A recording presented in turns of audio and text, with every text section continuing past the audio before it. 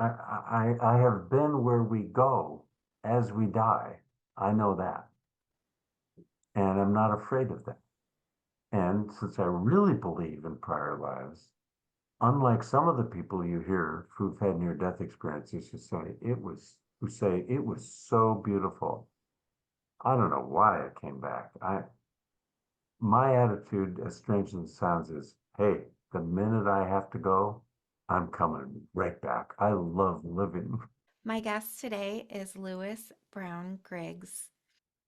Raised in Minneapolis, St. Paul, Lewis holds a BA in political science from Amherst College and an MBA in entrepreneurial management from Stanford University, and has evolved into a certified professional coactive leadership coach. Lewis has also shared his wisdom by teaching and facilitating spiritual groups, drawing from insights gained through three near death experiences: a conversation with God in the light from an accident in '77, a traumatic brain injury from a whitewater tree fall in 1997, and 10-day above a COVID-19 ventilator in 2020. Wow, Lewis, that's a lot happening in your life. Thank you so much for being my guest. I appreciate you coming on.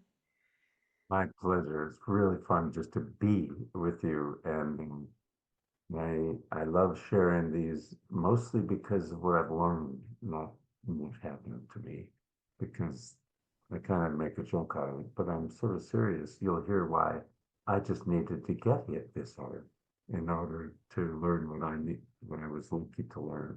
And now I don't need to get hit this hard any longer. Because my wife said, you're not a cat. We're not doing 9 lives. 3 is enough. Oh, So, yeah, I would have to agree with her. Well, and thank you for taking the brunt of the hit to teach us these lessons that you've learned. Um, I would love to hear more about your experiences.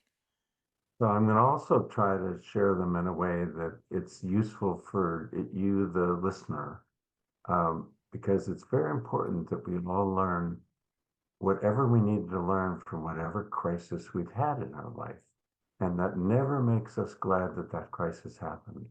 However, if we can at least, no matter what it is, you break an ankle or, you know, anything, we need to be able to go, oh, gee, what did this happen for? Where do I get to learn how to do this? Okay. And the more often it happens, the easier it gets. Like now, when I ski and I fall and I tear ligaments or I fall down in the tennis court or anything, the minute I know I'm alive, I tell the people, I'm alive, I'm fine. It's just a knee or it's just whatever. I'm alive, I'm fine. So one gets to be in touch with that aliveness that we each have every second with every breath, you know. So here's how I got it.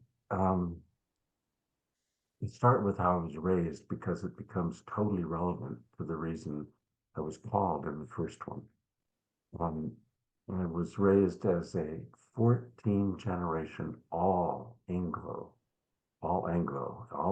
blood from the Mayflower on the maternal side, and a boat afterwards called the Hopewell from the father's side, and that was only 12 generations.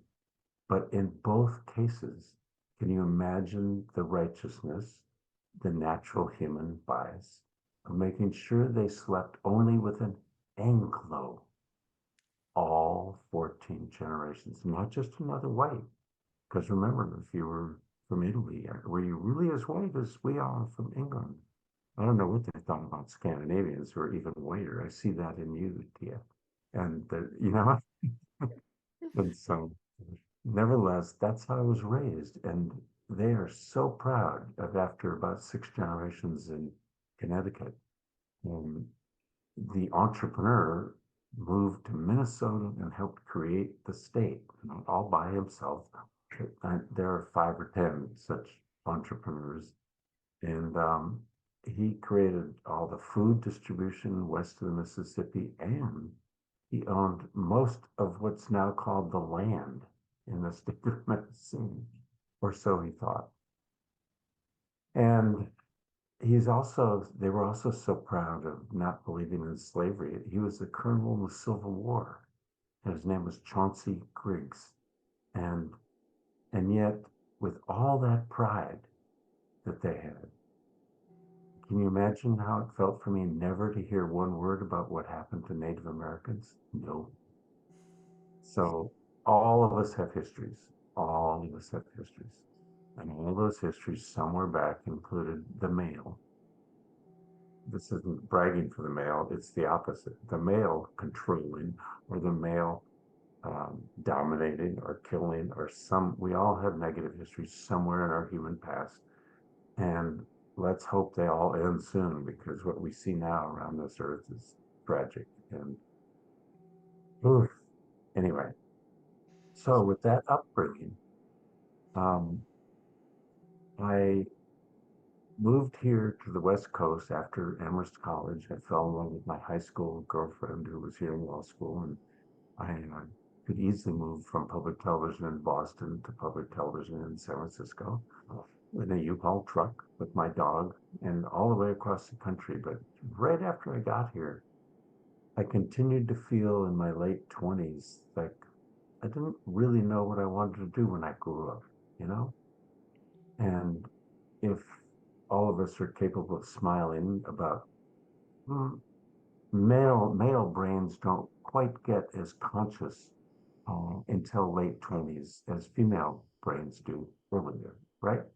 Just to stereotype, not always true with everybody, but there's some truth, right? And if you have a daughter and a son, you know what I mean. And or if you're a man or if you're a woman, you know what I mean. But because of that, here I was wondering, what am I going to do when I grow up? I've tried government, I've tried a startup, and now I've tried public TV. Lo and behold, I totaled my car. And in a place where there wasn't a stop sign and there is none, thanks to me. And in totaling my car, I immediately left and went high speed through what we call the tunnel of all the energy. And and I just went high speed. I did not stop and watch the accident like other stories that I've heard. I've run near death workshops for 10 years, so I have heard them all. And they all have something different and they all have some things in common. But what often they have in common is when they go further, higher, they go through a tunnel. And at the other end of the tunnel is pure light. I absolutely discovered what I can only describe, and words are not enough, that I was at the source of all energy, of all light, of all consciousness, of all love, the source from which we all come in our soul condition, not in these bodies. And if you believe that, like I do, I'm aware of prior lives. My current daughter and I had a prior life long ago. My current wife and I had a prior life. And so I got right away, I'm at the source from which we all come and of which we're all one. And at the same time, I got, well, because I already believe in prior lives, that means last lifetime, all of you listening, you weren't in the body you're now in. And I wasn't in this body. Well, that immediately changed my whole natural, no judgment, natural human bias, tribal bias about if you don't look like me, you know, where do you come from? And that's natural. It's a survival skill to feel, are we safe right away? But now I don't let that block me from seeing the human spirit. I just go, at the moment, I don't care what body you're in. I want to see if your spirit is open, if light comes out of you. And if it does, I get more open and friendly. And if it doesn't, fine. We know how to be the way we need to be with everybody else who's different, especially if they don't feel safe or open. I don't want to crowd anybody. But when I meet someone like you, T, it's like, oh, You're totally, absolutely 100% open. You're nothing but light at your core, your essence. You're just you and I and everybody listening at our core is 100% light, love, energy, and spirit. 100%. That's amazing. And that makes it much easier to put up with all of our human imperfections, a human body. So that was my first learning. And however, that amazing life wasn't enough. A voice started talking to me, as in the books written, A Conversation with God. And I had never had that before. And in this conversation, in a voice, of course, I could understand. They always call in the language we speak, and in the voice we know how to hear. So it was a male voice, and it spoke English as well as my Minnesota version. And and it said, Lewis, you are called here to have this conversation and to be sent back because you're not doing your work. Then, based on what I already told you, gee, I was kind of glad to be. This is great. I didn't know what I wanted to do. And the voice then said, what keeps you from being what you're capable of being? Now, it didn't ask what keeps you from doing all you're capable of being, because as I told you, I grew up able to do whatever I wanted. I grew up in privilege. And it wasn't arrogance. It wasn't arrogant supremacy, but I acknowledged. And they said, we're all one under God, but here you're special. You've got privileges, noblesse oblige. You have to give back. So I got all that, and I got nothing but love and no abuse. I'm very lucky. However, I had no clue of what I wanted to do when I grew up, except, of course, I wanted to be a U.S. Senator from Minnesota, and I wanted to be a neural brain surgeon. I wasn't sure which, but you know, that was older than when I wanted to be a policeman or something, or fireman, right? And so to answer the question seriously, I had to go very deeply within myself. And having been raised the way I was able to say, it must have something to do with the fact that I was raised with such privilege and ethnocentrism. It's ignorance of anybody who didn't grow up just like I grew up, right? And if you didn't look like you're in my tribe, well, then I just didn't know how to relate to you. And especially because you, the other, whoever that was, had needed to learn how to relate to me and my people. Whoa, I got really deeply then how my ethnocentrism and the privilege from which I was raised with ethnocentrism is not only one of the gifts of my life, the privilege and education and health and love, but it's the greatest weakness of my life that I didn't know how to connect with anybody at this wonderful soul level that I'm now able to. And oh, it's just changed my life. It's such a gift to be able to meet somebody that I otherwise never could have been able to talk to and go, you know what I love most? Not only that I see you and you see me, but that your diversity actually is a gift to me because you can teach me things about how you grew up that I had no knowledge about. And if we're both lucky, you can learn from me too, but no arrogance. Take what you can use and leave the rest. I love that attitude. You're just fine the way you are. I can't fix you. Thank goodness I don't try. Right? So all of that learning came from this. And yet when I said my problem is I don't know how to relate across other people different than me, the voice said, there it is, Lewis. Here's your book. And without another word, I was sent back down through the same tunnel. I remember coming into my body in the total automobile, like these tight rubber gloves that surgeons have to wear. That's what I'm doing with my hand until I'm totally in this body.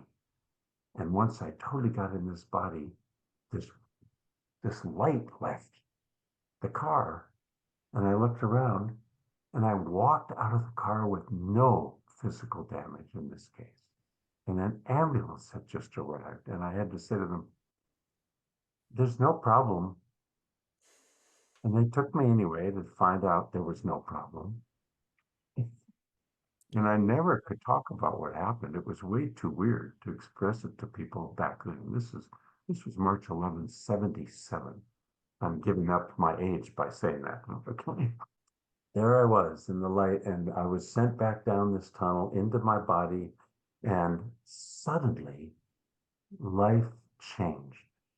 Remember, I wasn't told how anything was going to change or what I was supposed to do, but I'm telling you, my greatest learning, besides what I've already shared, in case any of this helps you with your own learnings, is doors started to open that I had nothing to do with. It may sound strange, but I only grew up with doors that I knew how to open because either I or my family knew how to open it. And again, I wasn't arrogant. I just noticed that how easy it was. Well, now I know why it was so easy. It was unfair privilege just for some of us, right? And it was even written to be like one by those of us who wrote it. I get all that. But right now, we're not about the shame, we're about the learnings, okay? And so doors started to open in such ways that I started to meet these diverse people, and it became fascinating. And then I got called to go to business school. Why?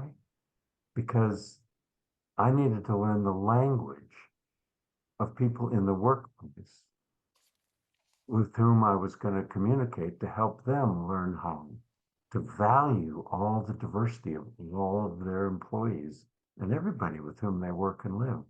But I needed to learn the language so that instead of just, in addition to just looking like them, I had a degree like some of them, and I could understand the language they speak about how to make this organization work better. And so that was a doorway through which I went. Because if I just started with, "Hey, I'm here to talk to you about light, love, energy, and spirit," they would have wondered what I was smoking, and they would have kicked me out, right? So that was my doorway, is to do diversity training in the workplace. And at business school, I met a global woman I fell in love with, and we got married and had children. And right after business school, I met with some Japanese pharmaceutical executives for a genetic engineering company I was raising startup money for. And I met alone with these Japanese pharmaceutical executives, and I got it. The first time in my life, I sat there, all 8 of them were speaking English and Japanese. They had total control over what was happening at the table. And I, for the first time in my life, didn't have a clue what was happening or how to contribute to it. All my power was in my country club and in my private school. And, you know, I got it. And I went home and told my global wife, and she looked at me like, "Dennis, how could you be this educated and this intelligent and this stupid?" She said lovingly. And she said, "We are going to start the first diversity training in the United States to teach straight white men who don't get it how to get it. And you, Lewis, are it." And I went, "How can I be it? I'm the problem." And she said, "That's it." And we did. We started cultural diversity training. We did videos called Valuing Diversity. They're now free on my YouTube page, but we made a living with them and workplace and workshops. And we created the National Diversity Conference. And I had 20 years of an amazing success on diversity training as a straight white guy whose only expertise is how to recover from my own ethnocentrism and to discover the self-interest and the benefit of truly valuing the diversity, equity, and inclusion and belonging. We now say all those words. We didn't have them in the beginning. Instead of tolerating it or not, we value it, we benefit from it. So I'm coaching those who, like me, hadn't yet discovered that personal self-interest in so being, not just so doing. So being so authentic and receiving of one another that then we can do more effectively whatever it is we're trying to do. So the being has to match the doing. It can't be something we've ignored, the authenticity, okay? So there's the first near-death experience. And 20 years of wonderful life with a wonderful partner and children and success and everything. What else did I need to learn? So, man, one day when, well, I already had learned it wasn't a crisis, but amazing how I could say that. Our first daughter was a bipolar and schizoaffective daughter that we never knew until it all got labeled in her teens. Compared to our second child, who is, now we know how to use the word neuro normal or neuro whatever. Well, but my daughter's neurodivergent, and I and my son and my mother, her mother, my poor wife, and my daughter are neurodivergent, and I and my son, who got mostly my genes, are like so right in the middle, just totally normal, um, and just luckily so. Although I learned from my daughter, she has sensitivities way beyond the ones I have. There's a pro and a con to all of these so-called labels, right? And this culture doesn't really get that yet. You know, it's too difficult to deal with them. But she's my greatest teacher in a positive way. Anyway, um, when she ran away at eighth grade from school, her private girls' school, because she couldn't stand acting, trying to be so normal, she now says, I just couldn't stand it. But she ran away and hit the streets, and I had to pick her up a couple times, and we had to put her in a special um, boarding school up in Montana that deals with problem children who need help. And when she graduated after 2 years and was just, I found amazingly wonderful, all fixed and ready. Um, her mother didn't go with me to her graduation. Why? I don't know. But I took her 10-year-old brother, and she was now 15. And after she graduated, I said, you know, I've taught you skiing and hiking and nature and everything, but I've never taken you on a whitewater river trip. You willing to do that with me? I mean, tomorrow's Father's Day. And they said, of course, Dad. They knew they could trust me. And so on Father's Day, June 15th, 97, 20 years later, we got in the raft and we headed down the water, and it started to get faster. And my 10-year-old boy looked at me, worried, and I said, trust me, you're going to love it.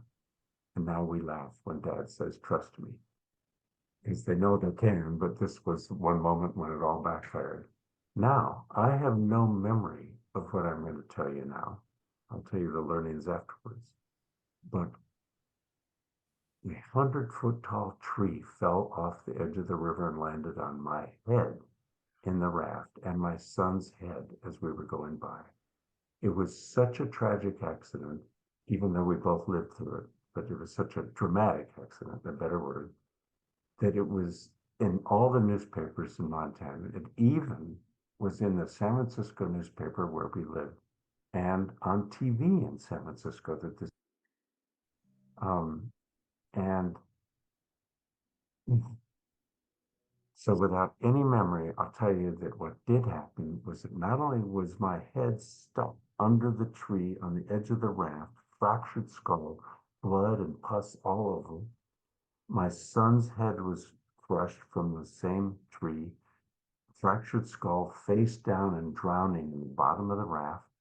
My daughter was okay. She missed it and she watched the whole thing. Can you imagine my bipolar daughter having to put up with this? Her father's dead and her brother's dying because they picked now I know from history because we went back 20 years later and the same guides came from 5 hours away that couldn't believe how much they wanted to do this. And we went down the same river, stopped at the very spot where the accident happened, and they told us what had really happened.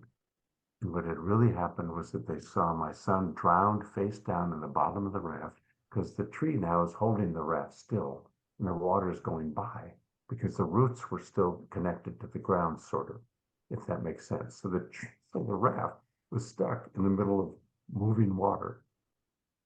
Okay. And so they got my son, knocked the water out of his lungs. He was alive, put him in my daughter's lap, and said, he may be dying in the next 2 hours. Your job, if you can, is to keep his eyes open and talk to him and let him know you see him and you love him and just keep him feeling alive. And a helicopter is coming and from an hour away, but he only has 2 hours to live. So the helicopter took him first. It was so small. And they discovered then they thought I was dead, but they discovered when they moved the tree that I had some life. And then when I started speaking, I was speaking just gobbledygook because the brain had been so damaged.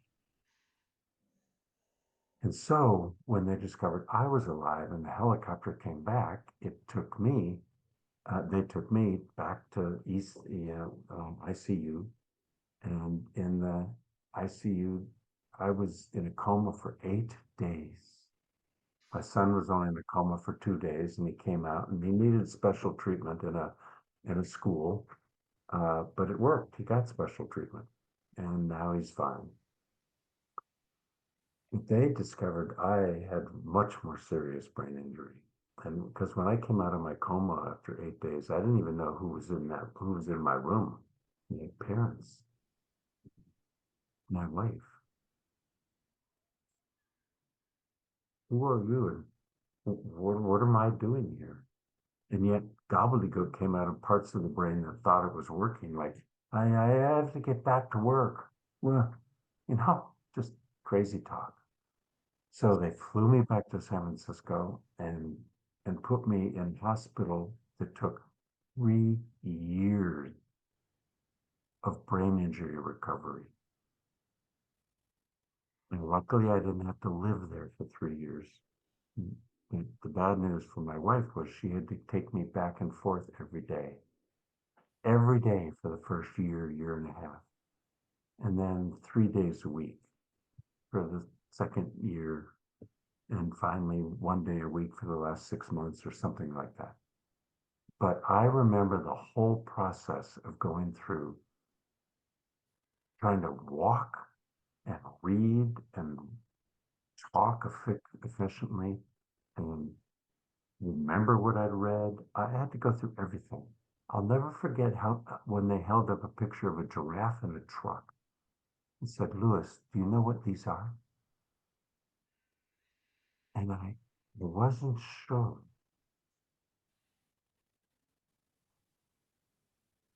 So I'll tell you the amazing learning. First, the out of body learning. Well, I should do the second, but chronologically, I will try to remember to. The first learning was the first week in the hospital. Now, this at the moment was an out of body experience, but this wasn't the near death moment. I'd already had that. This was trying to walk on those horizontal bars. And I got right away, maybe because of my first white light experience, I got, I use the metaphor of a tornado where I grew up or a hurricane where you grew up, whichever one works for any of you listening. We all learned that the center of all of this 150-mile-an-hour wind was still. So using that metaphor, just now know and trust that everything that's happening in your body, remember you weren't in it last time, is different than everything that's true about your soul, your essence, your core. Pick whatever word you want. Your chakras, okay? In the mind, body, and spirit are different words for a reason, all right? At least trust that and get that inside our body, whether it's broken and wounded and we're trying to heal, whether it's in bad mood or a good mood, none of that is the soul. I got trying to walk that, hey, I know my heart and lungs are working on their own, but nothing else in the body's working. I can't walk, I can't talk, I can't read and write, I can't play tennis, I can't speak, and I can't be a speaker at a conference, I can't do my diversity training, I can't be a lover, I can't do anything. But you know what I got? At my core, I am fine. I'm 100% light and love and energy and spirit. And you know what? We're going to get through this. And every day for the 3 years, I felt nothing but gratitude for what I had now learned that I hadn't known the week before. And all that work that they did so well with me enabled the brain, and the brain on its own does some of it. It's called brain plasticity now. All the broken synapses were replaced by new synapses that located the data stored somewhere in the brain and or learned it again. But most of it wasn't learning from scratch. Most of it was regaining, what had been lost because of the damage to the brain cells. And in my case, the brain injury was mostly in the left frontal lobe and left temporal lobe because a tree hit on the other end and smashed the brain against the part of the skull that wasn't broken. So it made a bruise, but it made such a huge bruise that I'm telling you, the damage was almost the size of a tennis ball. And the MRI then showed it. And the MRI I had a month ago, post COVID, we'll get there. The MRI still shows that area damage. Wow. How? How does the miracle of our body and mind and spirit do all of that? So that was an amazing learning. I'm fine. My body's not. I am. It changes the attitude of how we recover from whatever we're needing to recover from. And then the other one, you haven't forgotten, the chronological one was after a year um, of brain of of trauma therapy. That's different than the brain injury recovery in the hospital. But in addition, I did trauma therapy. And after about a year of dealing with the trauma, because most trauma that's severe enough, we have no memory of. Right? And yet, is there a memory in there somewhere? Who knows? I wanted to find out. So I said to the trauma therapist, is there any way I can find out what my experience was the minute that accident was happening?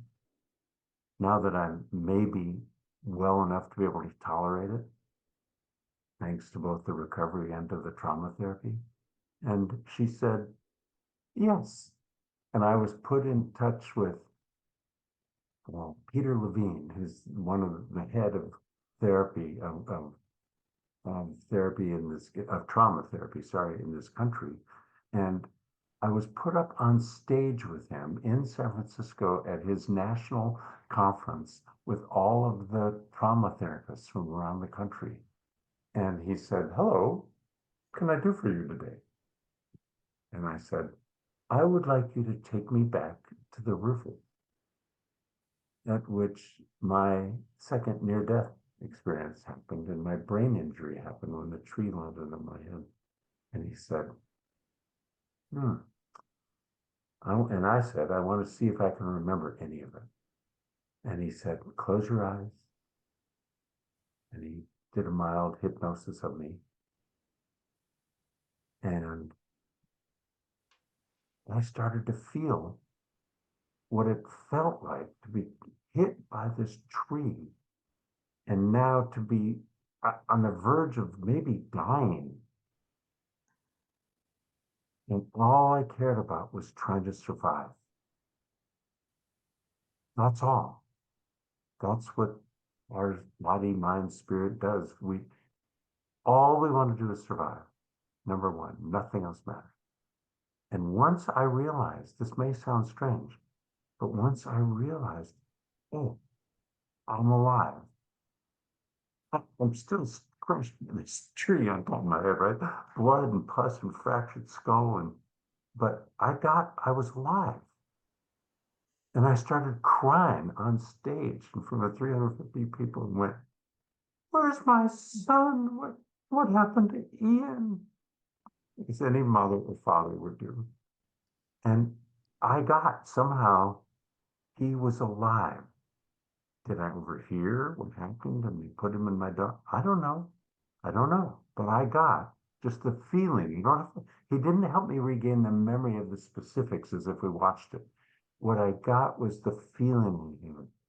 Oh, I'm alive and my son's alive. I stopped crying and I got, now, yeah, I got to do whatever I can do to recover and get out of this hole. I mean,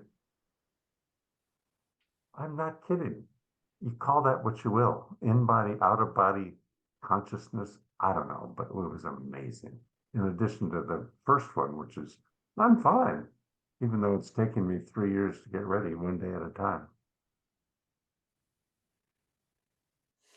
So that's the second one, and all the learnings, which have helped me throughout the whole rest of my life.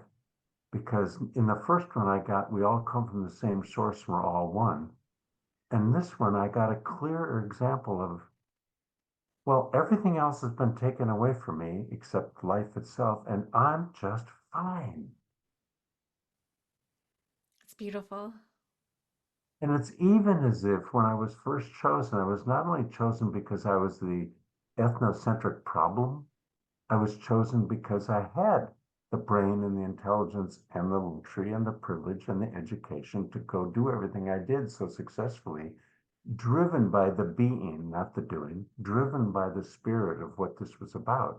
And now they needed to show me something I hadn't learned. What if they took away that left frontal lobe that was so brilliant? And I got it. I got it. All the rest of that, whatever we have, whatever gifts we have are wonderful. Whatever crises we have, learnings. In either case, the only thing that matters is I am, and I'm fine. And so are you at the core. I know you're a problem sometimes. You think I'm a problem sometimes. You know what? We're both in it. At the core, I see you. Can you see me? Stillness. My favorite Bible verse, and I'm not religious, um, but I do become fond of, or I am fond of, some religious passages. And my favorite one is, "Be still and know that I am God." Exactly. See? Whatever doorway we all come through, we end up learning the same truths at the core. We're all one. We are uniquely different in this body and the only DNA in the history of life on Earth. We have all these different upbringings. We call it race. Race doesn't exist. Whites called it race. We call it race. We call it ethnic group. We call it religion. We call it country. We call it language. We are all one at the core, and we're uniquely different. Every one of us, we aren't just like our parents, siblings, children, or other people with the same melanin or the same gender or whatever. And it just makes it easy to put up with each other with love. Well, why wasn't that enough? So the first 20 years was totally successful. And then the next 20 years was recovering, and I learned to coach instead of just speak to 1,000 people, 500 or 50, because I had to shut the company down after that accident. All my 50 employees couldn't be paid anymore. I couldn't raise money anymore. I couldn't produce anything anymore. I had to go through, I mean, I had to shut everything down. And then I had to go through this whole recovery. And once I was recovered enough, I decided, all right, I got to work for myself. I'll go learn coaching. Well, you know what the first thing is they tell a public speaker who could speak unscripted for 90 minutes to 1,000 people, and you sit down and you try to learn how to coach? They did it. The first day they said, shut up, Lewis. Today, you're a deaf, dumb, stoned surfer dude. You know nothing. The answers are all in the body and mind and spirit of the client. All you're doing is asking questions and listening to the answers. Boy, did I need to learn that one. And so now, I know when to talk and when to listen. And I actually love listening more than talking, even though you're asking me to talk today, because by listening, I learn more. And if I can just wait and listen to three or four people in the circle, I learn even more. And I either don't need to say what I was going to say, or I say less, or I say something that fits better. Wow, we all need to learn to listen. It's not 100%, but especially most of us males. And because we know how to do, right? And well, yin yang is a great, great metaphor for just having balance, whether you call it only masculine and feminine, we each have some of each, or whatever you call it, just balance. Anyway, so what else did I need to learn? Well, after 20 plus years of that, in February of 2020, I first got diagnosed with stage 3 colon cancer. And I thought, well, why did I get that? Well, the short version, as we all know, is too much sugar. Oh, that's one of them. And they said they want to do surgery. And I said, no, we're going to do everything possible, chemo and radiation. And I want to tell you, chemo is an awful experience. It may be necessary for those of us trying to kill cancer because chemo kills every single part of the body, which is why it's poison, which is why every 2 weeks they check our blood to see if our immune system can handle it. Another 2 weeks. I'm serious. It's awful. And I said, I'm going to do chemo and radiation and then all the non-medical things like stop eating sugar and CBD. If you don't know what that is, everyone, that's not the THS of marijuana that makes you feel high. No, CBD, you don't feel at all. It just helps kill cancer cells and keeps you calm and everything. Anyway, it worked. However, in the 6th month of getting chemo, the very last time I had to get it before doing radiation, I caught COVID from the nurse giving me my chemo. At Kaiser here in Oakland, San Francisco, in Berkeley's Oakland, San Francisco area. And they saved my life. I'm not complaining, but that's where I caught it. And of course, then there were no tests and no vaccines. So they wouldn't take you into ER until you proved positive. And it took a week to have the test get an answer. Well, if you feel like you're dying after 1 week, that initial COVID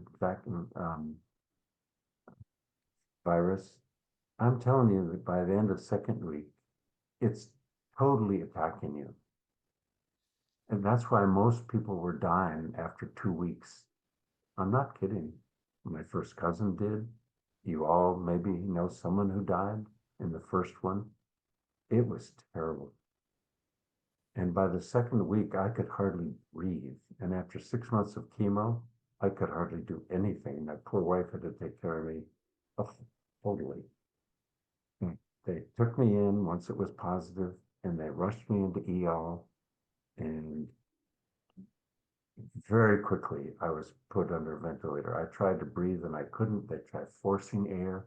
I couldn't. I said, no, no. And they say, if you don't breathe, we're putting you under the ventilator. And I said, no, you're not. My cousin died. I'm not when they just took me. I'm telling you, that 10 days in the ventilator, I was above body the whole time. And again, I wasn't looking back like some people. I was further. And this may sound strange, my memory is, especially in the last, for 8 days, I moved around and noticed different things. But the last 2 days, when they told my wife they thought I was dying because my lungs collapsed and they thought I was dying because my lungs failed. I'm telling you, in those 2 days, I was on the surface of a geodesic dome. And on the surface of the dome, there were all of us who were in ICU. Let's say 10, 12, 15 of us, I don't know. And we were all in a hexagonal section with 4 limbs tied against 4 of those corners of the hexagonal section, just like they'd been tied in our beds. So we wouldn't pull tubes out of every orifice in our body, not only the extra orifices, it hadn't been orifices until they cut open. We had so many tubes in us. And we had to have our hands tied so that we couldn't pull them out. And I was just up there stuck, that I was hanging on for life. I got that. And there came a time when everyone else in their sections went, they flew away, they died. And I ended up alone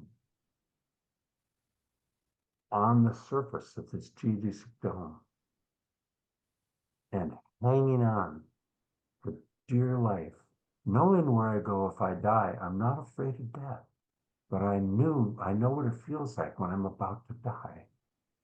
And in this case, I was hanging on saying, I'm not going to let go. I need to come back and be with the love of my life, my current wife and final wife, my best friend. And I not only need to come back to love her, I need to love my children and her children. And I need to come back and do my diversity work, continue it. Because after watching that knee on George's neck and everything else we watched, isn't it amazing? Every single one of us knows exactly what I mean by that. It's like, where were you when Kennedy was shot? Or if you weren't alive then, when King was shot, and if you weren't alive then, when 9/11. 9/11. Thank you. Yes. Right? I'm telling you, watching that knee in George's neck, and then the next week or 2 or month, the black guy running, getting shot, running down the street. And I mean, I got, wait a minute, I didn't do those things. You didn't do those things. But there are a lot of us whites who still have left over, no shame, just get it, left over all of this supremacy and privilege, so that 30% of us now want this whole country to be all white again still. And at the moment, I'm not judging right versus left. I'm just saying, wait a minute. Remember when I said we all have histories? I came back to keep working on myself and anyone I can work. You can only teach what you had to learn yourself. So I'm only helping other whites learn what we still need to learn. And the best book I've ever read is on my shoulder, called Caste. Any whites want to learn more about our histories, read Caste, Caste, by Isabel Wilkerson. It's astounding. That's how I was raised. Maybe you weren't. It's still worth reading, okay? If we want this nation to be the best democracy in the history of life on earth, and the best economy, and the best culture, we need to have everybody healthy and educated and value our diversity. That's all. I'm not doing any more lecture. I'm just saying I had to come back to that same learning that I had. Wow, that was an amazing experience. And the combination of the chemo, and then now that I was alive, after 10 days and came back into my body. They then realized they have to give me radiation quickly because they couldn't do it before. Remember, I got COVID right. So now instead of 5 weeks of radiation, I had to get it all in 5 days, all of it. Radiation is another extremely dangerous thing. Talk about burning up whatever they point at, but they can't go straight at that. They go at that area, and you have to watch out. Everything in that area might be killed.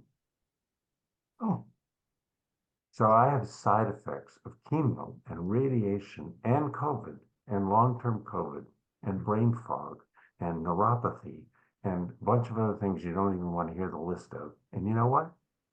I'm fine. All those things are connected. And it's still true. I have to deal with all these side effects, just like we all do have to deal with whatever side effects.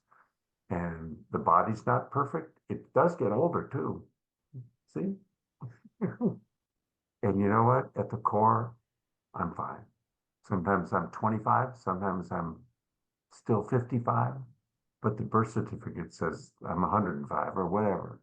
And and at the core, I'm fine and you're fine.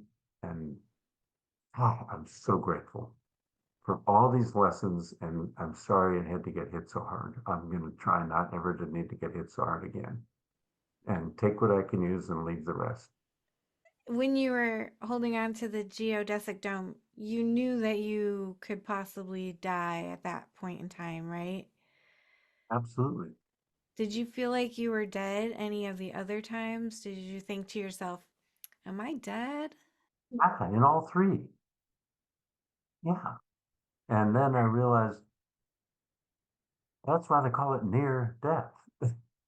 And then I realized the difference that I wasn't quite.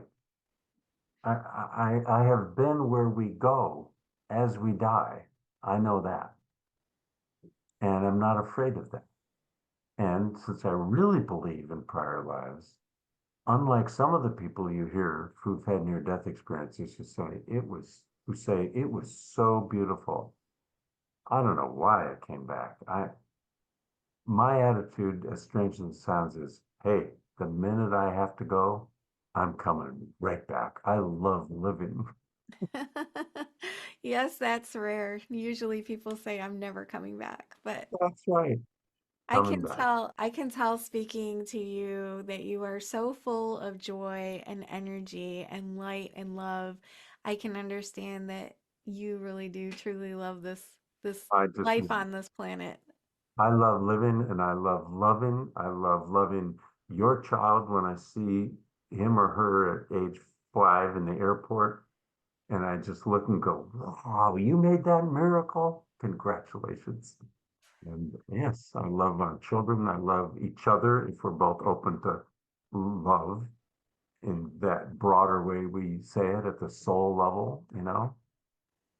And I'm lucky to love my wife the way I only want to love her and not anyone else. And I love our kids. And wow, it's much easier. As I said before, when something happens and I don't overreact, I, why would I want to react those other ways? They're stressful and negative, and they impact you and they impact me. It's like, yeah, I'm fine. Every day you count your blessings.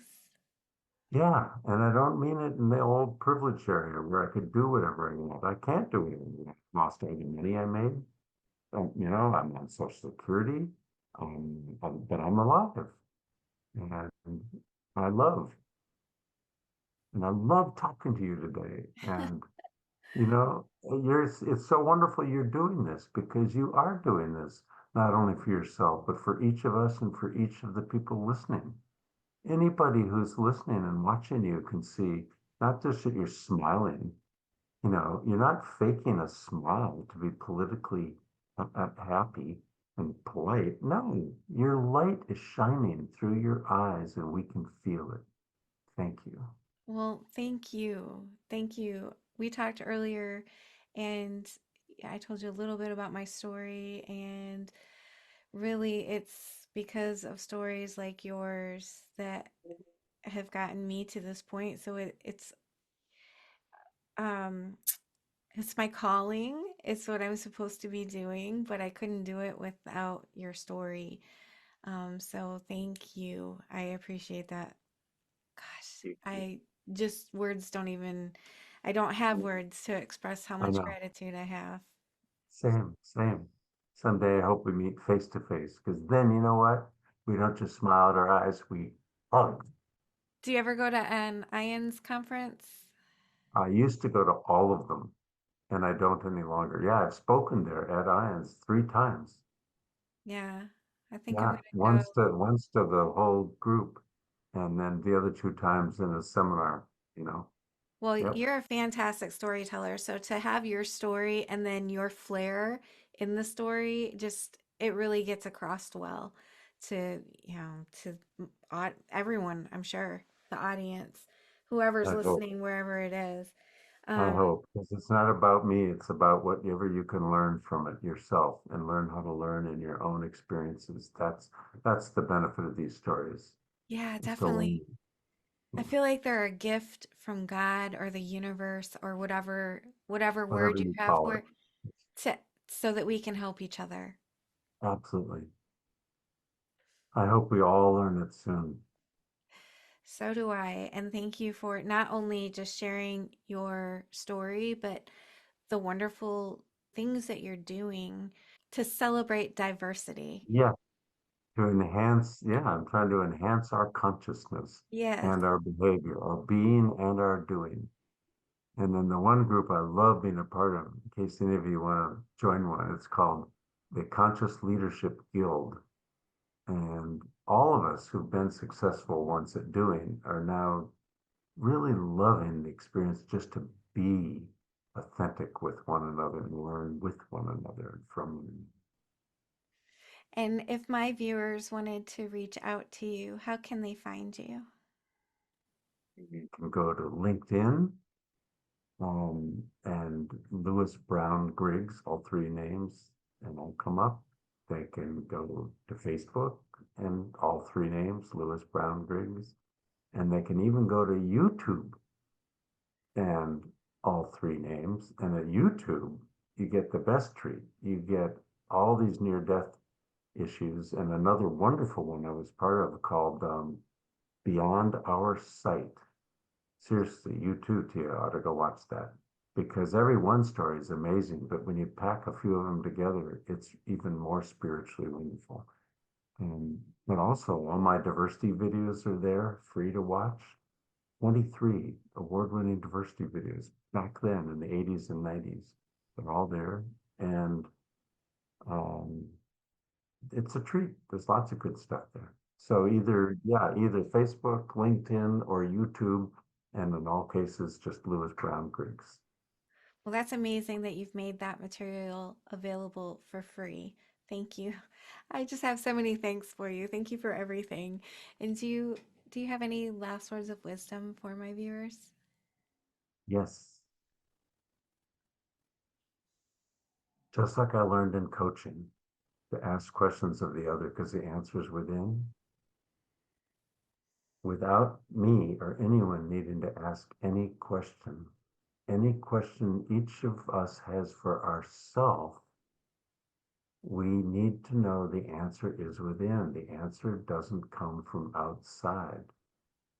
You know, why is that a contradiction? I had to get hit hard from the outside. And yet what I discovered from that was that the answer was within. And loving oneself enables us to love others without judgment. Loving oneself without judgment enables us to love others and to be all we're capable of being and then doing, but authenticity first. I That's love all. that. I love that so much. It's that simple, but Yeah. it's not that easy. It just gets easier when we get it. Practice makes perfect. Yes, close to it, right? Right, But exactly. you know, the good news, those of us who get it, the minute I slip, once we really trust it and love each other in this way, The minute I slip and go into, oh, I'm going to tell you a story now, you can go, Lewis, shut up, get back in. And I go, oh, thank you. I needed that. Well, Lewis, thank you so much for being my guest. It's been an absolute pleasure to talk to you and get to spend some time picking your brain and learning about your amazing um, lessons that you learned. Um, Yours too. Thank you so much for sharing yours. Really. yeah, That's where the gift is. That's why it's mutual. That's why it takes one to see one. Seriously. you're wonderful. Thank you so much. You too. Thank you so much.